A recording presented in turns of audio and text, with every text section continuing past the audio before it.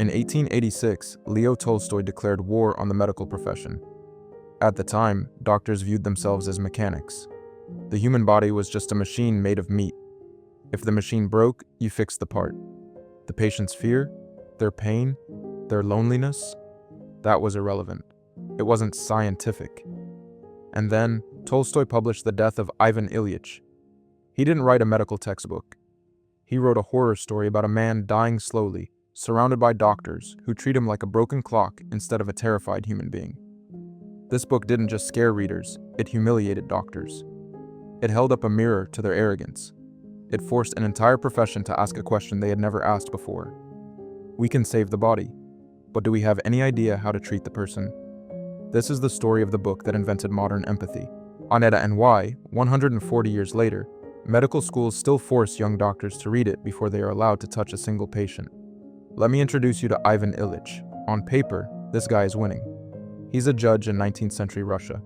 He has a respectable career, a wife, children, a house he decorated himself. He attends all the right parties. He says all the right things. He climbed the social ladder exactly the way you're supposed to climb it. And Tolstoy opens the book by telling you something devastating about this man's life. One of the most famous lines in all of Russian literature. Ivan Ilyich's life had been most simple and most ordinary and therefore most terrible. Read that again. Most ordinary, therefore most terrible. Not despite being ordinary, because of it. Think about that for a second. How many people do you know who are living this exact life right now? Doing the safe thing, the expected thing, collecting promotions and furniture and approval, and never once stopping to ask if any of it actually matters to them. Tolstoy is saying the safe path might be the most dangerous one of all, not because it leads to failure, because it leads to a life that was never really yours. Ivan didn't choose his career because he loved justice. He chose it because it was prestigious. He didn't marry his wife because he loved her. He married her because it was the appropriate thing to do. He didn't decorate his house because it reflected who he was. He decorated it so visitors would be impressed. Every single decision this man ever made was based on one question: what will people think? And the answer to that question built him a beautiful life. He just didn't discover it was hollow until he needed it most. But here's the thing about hollow things: they break so easily. One day, Ivan is hanging curtains in his fancy new house. He's showing off. He's climbing the ladder himself because he wants to prove he has good taste, that he knows exactly where the drape should fall. He slips. He bumps his side on the window frame handle. It hurts. But it's nothing. A bruise, maybe. Something small. Except it doesn't go away. The pain stays. It grows. It follows him from room to room, from morning to night. And it starts whispering a question Ivan has never had to face in his perfectly arranged, perfectly empty life. What if something is actually wrong with me? So Ivan does what any reasonable person would do. He goes to the doctor, and this is where Tolstoy turns the knife. Picture this. You're sitting on the exam table. Your hands are cold. Your chest is tight. You've rehearsed the question 100 times on the walk over. Am I going to be okay? You just need someone to look you in the eye and give you an honest answer. Instead, the doctor puts on a performance. He uses complicated medical terms. He talks about floating kidneys and blind catacombs. He hums and haws and furrows his brow in a way that's clearly rehearsed. He looks important doing it. That's the whole point. Ivan asks the only question that matters. Is it serious? The doctor doesn't answer. Not really. He talks around it. He talks above it. He discusses the condition like he's reading a textbook to an empty room. Ivan's fear, his panic, his desperate need to know, none of that registers. It's not on the chart. It's not the doctor's department. And here's what really gets you. Tolstoy describes the doctor treating Ivan with the exact same attitude that Ivan, as a judge, used to treat the defendants in his courtroom. The same cold professionalism. The same complete indifference to the human being standing in front of him. Ivan spent his entire career reducing people to cases on a docket. Now he's the case, and it's destroying him. Here's the part that should make you uncomfortable. If you've ever sat in a doctor's office, feeling invisible, watching someone talk about your body like you're not even in the room, this scene wasn't written in 1886. It was written for you. And if this were just a 19th century problem, medical schools wouldn't still be assigning it. But they are. Because this exact failure, treating charts instead of people, still erodes trust every single day. The doctor in the book isn't evil. He's not trying to be cruel. He genuinely believes he's doing his job well. And that's the problem. His job, as he understands it, is to diagnose a condition, not comfort a person, not sit with a man who is quietly coming undone. Just identify the malfunction and prescribe the fix. The kidney, the organ, the symptom. That's what the doctor sees. Ivan, the man who can't sleep, who lies awake at 3 a.m. bargaining with a god he's not sure he believes in, who feels the ground disappearing beneath his feet, that Ivan is invisible. He visits more doctors, second opinions, third opinions, and each one gives him a different diagnosis. Each one speaks with total confidence, and each one completely ignores the fact that the man sitting in front of them is falling apart. He doesn't need a better diagnosis.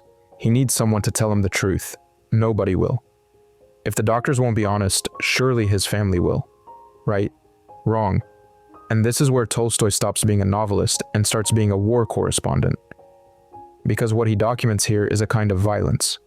A quiet, polite, well-dressed violence. Ivan is getting worse. The pain is constant now. He can barely work. He can barely eat. He's visibly declining. And his family responds to this by pretending it's not happening. His wife, Praskovia, treats his illness like an inconvenience, like he's being dramatic, like his slow deterioration is somehow rude. She still wants to go to the opera. She still wants to host dinner parties. She still wants the life she had before her husband started ruining it by getting sick. And look, it's easy to judge her, but Tolstoy is doing something more sophisticated than creating a villain. Praskovia is terrified too. She just doesn't know how to be terrified, honestly. So she does what their entire social class does. She performs. She smiles. She changes the subject. She asks him if he's taken his medicine, as if medicine is the point. His colleagues are even worse. There's a scene early in the book where his coworkers learn he has died.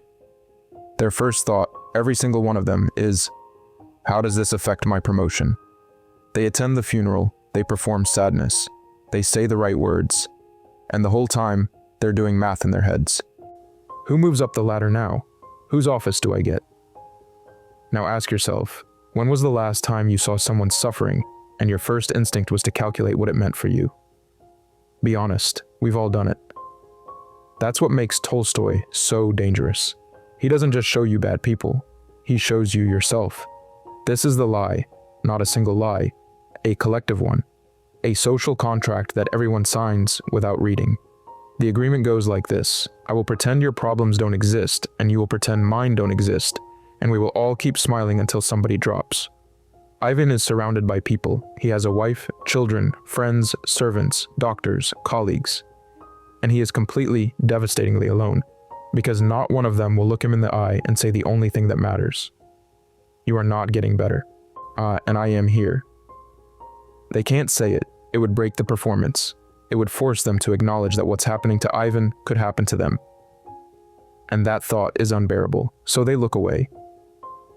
So Ivan lies in his room, in pain, alone, listening to his family get dressed for the theater downstairs.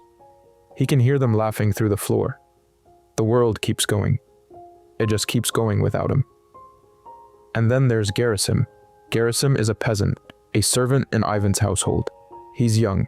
He's uneducated by the standard of that world. He's at the very bottom of the social ladder that Ivan spent his whole life climbing.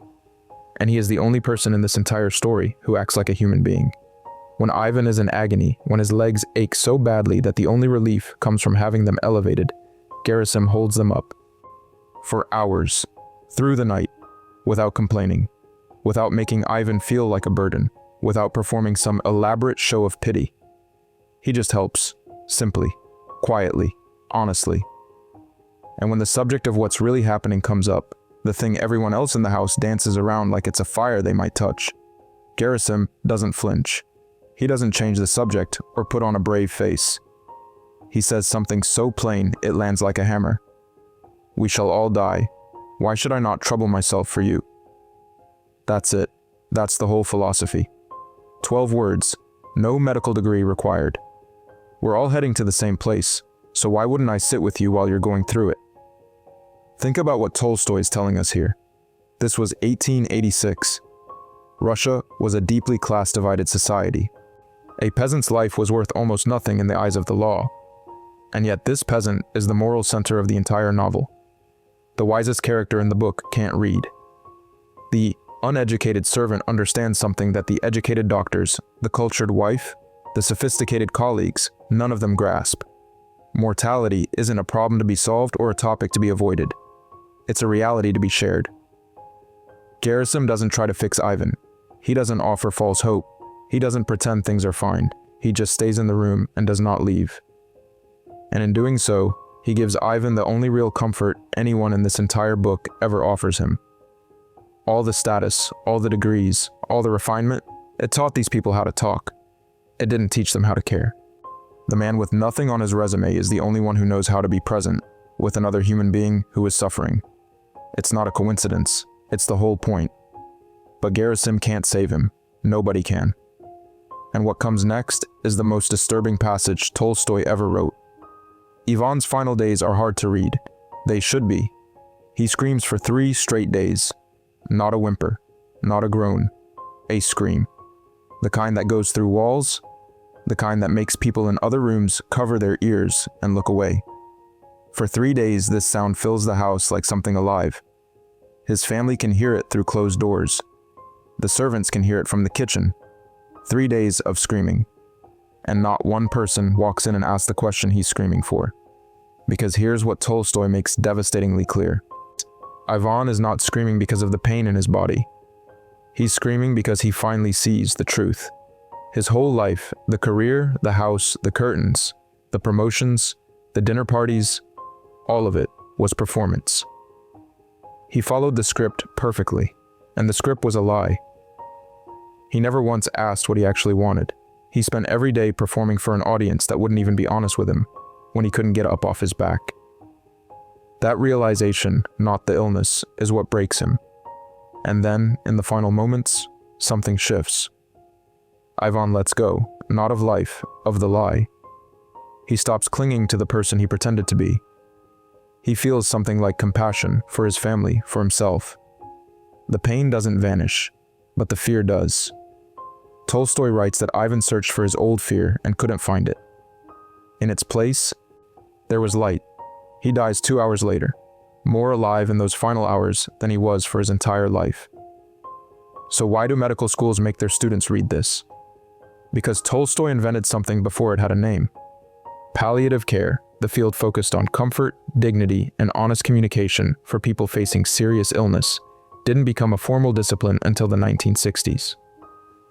Tolstoy wrote its founding document 80 years early. Every lesson palliative care teaches is already in this book. Talk to your patient, not at them. Don't hide behind jargon. Acknowledge that sometimes you can't fix the body, and that's exactly when you need to show up for the person inside it. A medical schools assign it because it forces young doctors to confront something their training actively avoids. The moment when science has nothing left to offer, and the only tool you have is your presence. It asks a question no textbook will ever cover. Am I treating the chart or the human? It's a question with no comfortable answer, because treating the human means sitting with pain you can't fix. It means telling the truth when the truth is devastating. It means being Gerasim, staying in the room when everyone else has already left. But here's what most people miss about this book. It was never really about the end of life. It's a warning to the living. Ivan's tragedy isn't that he got sick, it's that he wasted every healthy day he had. He spent his whole life performing for people who wouldn't even sit with him at the end. He collected approval instead of meaning. He avoided silence because silence would have forced him to think. And by the time he finally woke up, it was too late to do anything but scream. Tolstoy wrote this when he was 58 years old, deep in his own existential crisis, questioning wealth, religion, meaning, everything he had built his life around. He poured all of that terror and confusion and honesty into 100 pages. And those pages have been shaking people awake ever since. The book is only about 70 pages long. You can read it in a single afternoon. But I'll warn you, It doesn't leave you when you put it down. It sits in the back of your mind like a quiet alarm. It follows you into waiting rooms and family dinners and quiet moments when you're alone with your own choices. And sooner or later, it asks you the same thing it asked Ivan. So here's the question the book leaves you with. You're not on your deathbed. You're not Ivan Ilyich. You still have time. What are you going to do with it?